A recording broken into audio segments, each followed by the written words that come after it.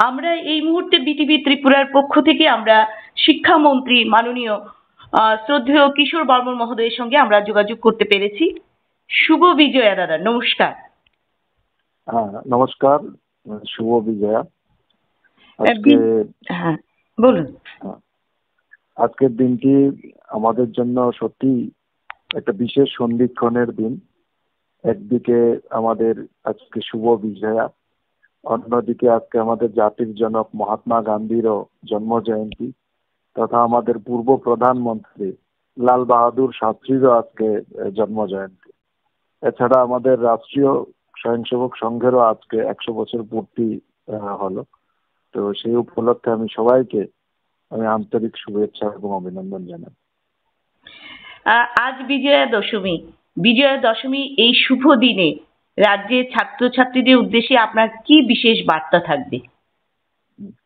প্রথমত আজকে আমরা এই যে দুর্গা পুজো এবং বা উৎসব বলি, আমরা এই দুর্গা উৎসবের যে মহিমা, একটা আমাদের সমাজে ন্যায়ের জয়, অসুরের বিনাশ এবং শুভ শক্তির প্রতিষ্ঠার প্রতীক। তো বিজয়ের এই দিনে আমরা অশুভ শক্তিকে পরাজিত করে ঐক্য, ভ্রাতৃত্ব, শান্তি ও উন্নয়নের পথ অনুসরণের আমরা সংকল্প গ্রহণ করি। শিক্ষা আমাদের সমাজের সবচেয়ে বড় শক্তি।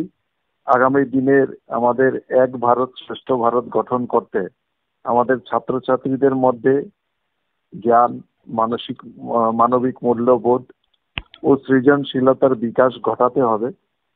উচ্চশিক্ষা দপ্তরের সেই দায়িত্ব পালনে প্রতিজ্ঞাবদ্ধ। তো আজকে বিজয়ার আনন্দে আমরা সবাই নতুন আশার পথে সবাই মিলে আমরা এগিয়ে যাব। ধর্ম, বর্ণ, জাতি নির্বিশেষে ঐক্যের বন্ধনে আমরা সবাই আবদ্ধ হয়ে একটি সমৃদ্ধ, শিক্ষিত, আধুনিক ত্রিপুরা আমরা গড়ে তুলব। এটাই আমার ছাত্র সমাজের প্রতি বার্তা থাকবে।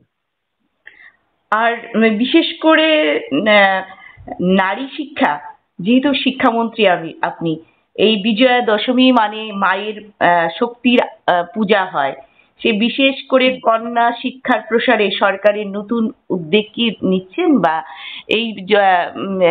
এই পুজোর মাধ্যমে আপনার মনে কি সঞ্চার হয়েছে? শক্তি। আমাদের দেশ মাতৃতান্ত্রিক দেশ, এবং এই যে দুর্গা পুজো, দুর্গা মায়ের পুজো, আমাদের দেশকে আমরা ভারত মা কি জয় বলে আমরা সম্বোধন করি।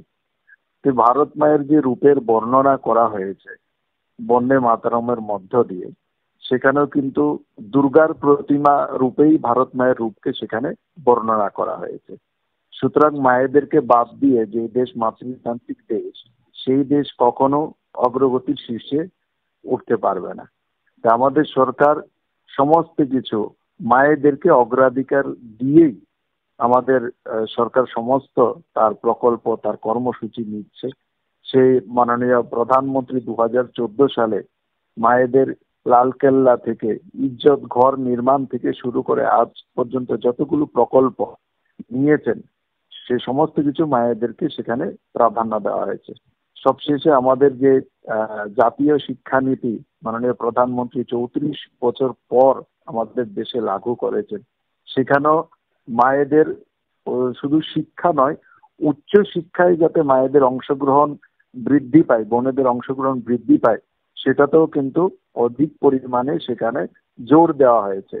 2020 সালে জাতীয় শিক্ষানীতি লাগু হওয়ার পর থেকে এখনো পর্যন্ত সারা দেশের মধ্যে উচ্চ শিক্ষার ক্ষেত্রে 18% বেশি মায়েদের অংশগ্রহণ কিন্তু সেখানে বোনেদের অংশগ্রহণ বৃদ্ধি পেয়েছে। স্বাভাবিক কারণে আমাদের মাতৃতান্ত্রিক দেশ এবং এই দেশের অগ্রগতিকে ত্বরান্বিত করার জন্য আমরা মায়েদের, বোনেদের প্রাধান্য, বিশেষ করে মহিলা শিক্ষাকে প্রাধান্য দিয়ে আমরা অগ্রসর হচ্ছি। বিজয়া দশমীর এই শুভ লগ্নে আমি শেষ প্রশ্ন করব আপনাকে। বিজয়া দশমীর দিনে আপনি শিক্ষা ও সংস্কৃতির মধ্যে কি সম্পর্ক দেখতে পান? বিজয়া দশমীর মধ্যে শিক্ষা এবং সংস্কৃতি, পুরো পুজোটাই আমাদের সংস্কৃতির মূল কেন্দ্র আছে। আমি যদি দুর্গাপুজোর যদি ব্যাখ্যা করতে চাই, তাহলে দুর্গাপুজো শুধুমাত্র কিন্তু একটা ধার্মিক অনুষ্ঠান নয়, একটা ইউনেস্কোর স্বীকৃতি অনুসারে দুর্গাপুজো আজকে বিশ্বের মধ্যে সবচেয়ে সর্বশ্রেষ্ঠ উৎসব, যেখানে সবচেয়ে বেশি জনভাগিদারি যেই পুজোর মধ্যে হয়, এবং যেই পুজোর মধ্যে দিয়ে সবচেয়ে বেশি ধর্ম বর্ণ নির্বিশেষে, উঁচ নিচ জাত পাত নির্বিশেষে সবচেয়ে বেশি মানুষের কর্মসংস্থান এই উৎসবের মধ্য দিয়ে হয়। সেটা শুধুমাত্র একটা দেবদেবীর পুজো তা নয়।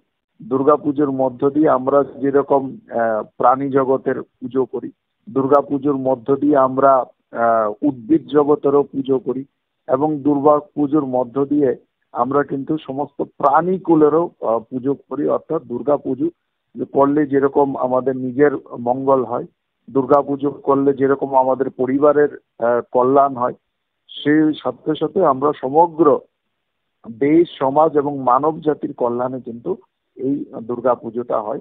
এক কথায় বলতে পারো দুর্গা পুজো মানে হচ্ছে আমাদের এই বিশ্ব ব্রহ্মাণ্ডের কল্যাণার্থে আমাদের যে মূল সংস্কৃতি সর্বে ভবন্তু সুখিনঃ অর্থাৎ এবং বসুদৈব কুটুম্বকম, এই দুর্গা পুজোর মধ্যে দিয়ে কিন্তু এই যে আমাদের মূল সংস্কৃতি, এই সংস্কৃতির মূল কেন্দ্রবিন্দু কিন্তু আমাদের এই দুর্গা পুজো।